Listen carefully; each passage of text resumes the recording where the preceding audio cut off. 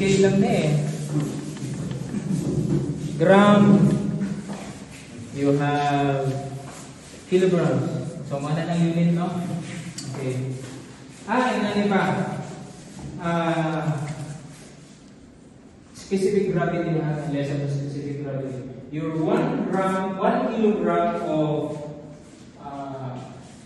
1 liter of water. Ilan na siya ka-kilo? Ang isa ka litro tubig, bilang 1.3 lang. Wala yung quantity ka. No? Wala ko rin, sir.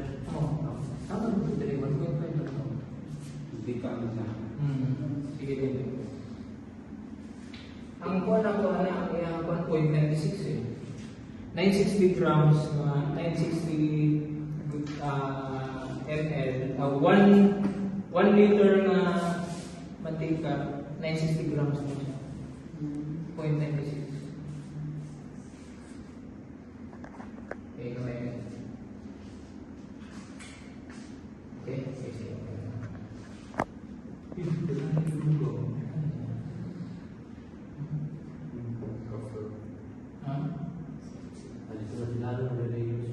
Sorry, siya.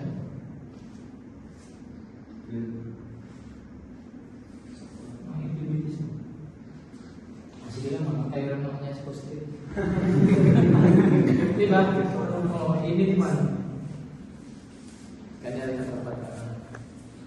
So, ang post-it na ito, 282 grams.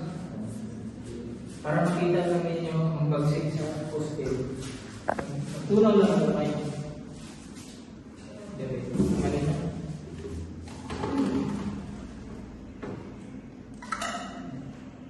Dili na kayo. Ingit na siya. Para mahawakan mo.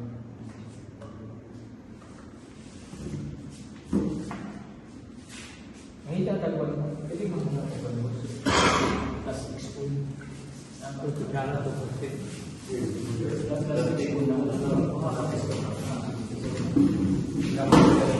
kung gamitin na niya, wala tayo gamitan pa. Excuse me po.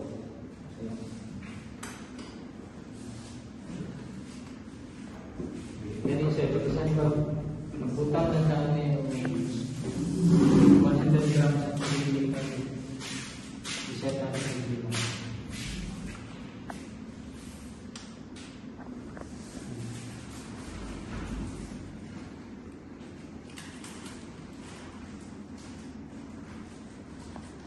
Kung ano yung sa inyo ha, normally dapat nila yung consistency.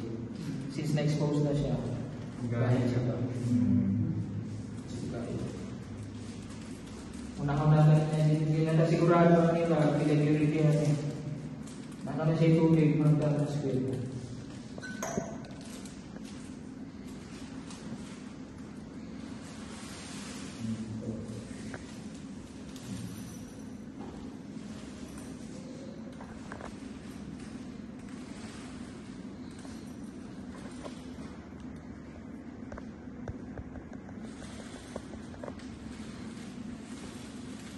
So, 0.1 kilogram lang. So, 100 grams.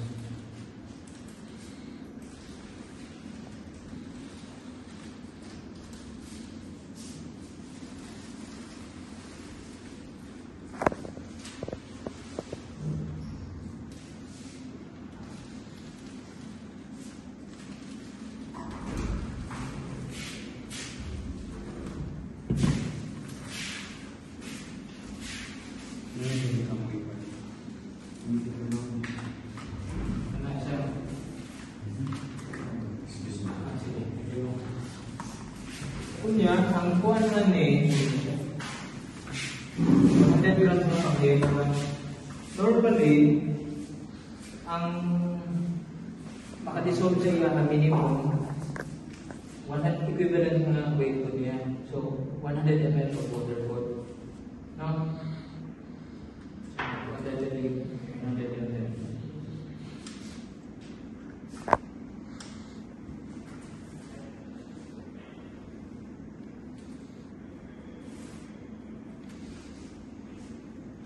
Kinahanglan ang room temperature ang tubig.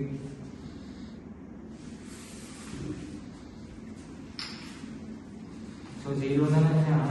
Para makita natin kanina kung 100 ml sa tubig, 100 grams po siya sa timbangan. Dili na ang target.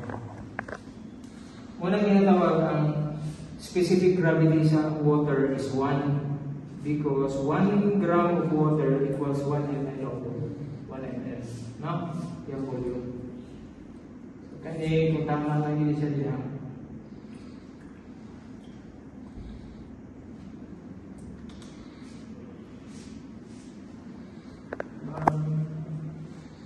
may halos ba rin pero hindi lang siguro kayo ito. Ano ba daw? Siguro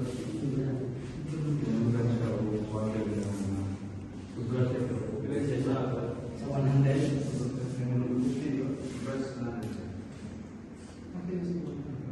Mali naman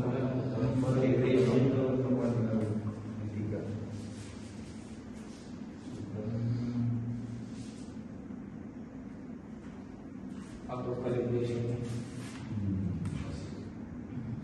So, iwan na ito ginanang distance. Ano naman siya, pero kung yan sa ganito, naon din niya. Ayan, punta niya.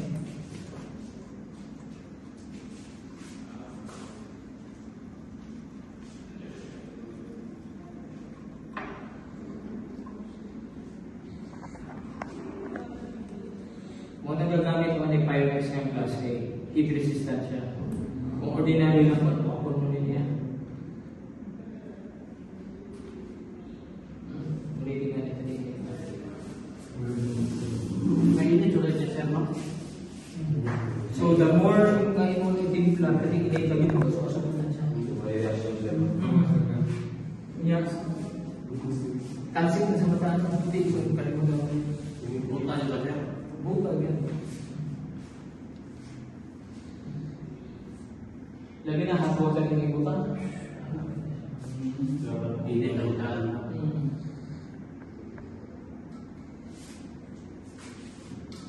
So, play sa natin yung itilika. Ano mo yung ito ka? So,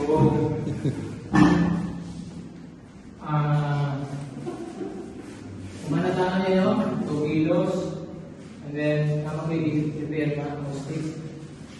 Ang tubig gamit na ako, isa lang 400 ml lang. Huwag nga may sila, overnight na ako. Pero kung ka mo, legit ka. Wala siya. Ang trick na let's say, parang sa ice ba? Ice water. Kanang na-yellow, yung nato, butangan mo ice, madali siya mag-ina. Kung pinasipasa nila. So you mean that mas tayo ang ikaw? Oo, kaya kung init yung butang nila, papanay mo na halo kayo, kahit na. And, ang tubig na to, kanina 400 man eh, so ang kinahanglan natin is 940. So, allowed pa ko magamit o more than 500, no? 540. Kani, almost 500 naman eh. Ang katulong na rest, kung ginamay, napili 40 ml, 40 ml. May gamit mo na ako pag-dissolve siya. Asin. Ha? Okay. Ang gamit na ito sa asin, yung kailangan. 3.2 grams. By the way, okay lang yung isang isagat na ito. Kaya, nakabutang diha ang salt, katong sa formula, 0.1% maximum sodium chloride. Kanina po siya, ang sodium chloride na mga 75% lang. All the rest, tubig. Sabi ng kuhaan mo ng asin magiging sa dagat kanya, hindi ko nang masaya-masaya. So, magbutang ka lang tayo 3.2. I-grams na ito, hindi na.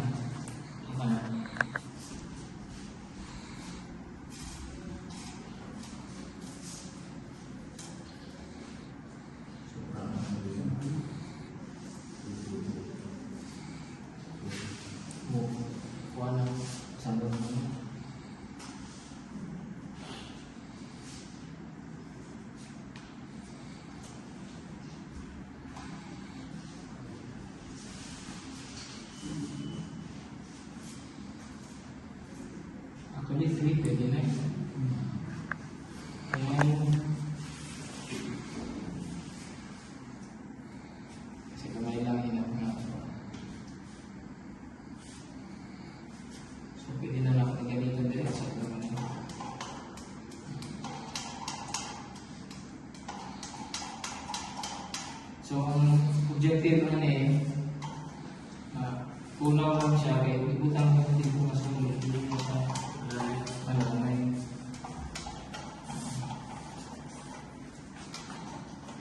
Tapos, kung sa'yo purpose gani sa asin, ano ko lang, medyo gahit na may okay, kung masubrahan ko, dili na mo pula niya. Oo,